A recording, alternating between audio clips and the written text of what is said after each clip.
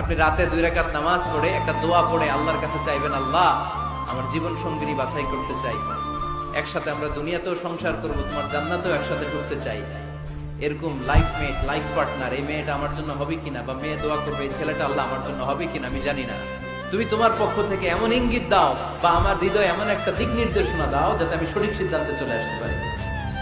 এই দোয়াটা পড়ে 2 রাকাত সালাত পড়ে আপনি যদি ঘুমান, আপনাকে আরশের উপর থেকে দিক নির্দেশনা দিবে কে? It's not necessary যে you have to see the dream. আল্লাহ আপনাকে স্বপ্নে দেখাই দিবে এমনটা নয়, হয়তো এমন হতে পারে একটা ইঙ্গিত আপনি পাবেন, অথবা ঘুম থেকে ওঠার পরে এই ফ্যামিলির প্রতি আপনার একটা আলাদা আকর্ষণ জাগবে, তখনই আপনি বুঝবেন আল্লাহর পক্ষ থেকে এই রহমত নাজিল করেছে কে। ইস্তেখারা করবেন।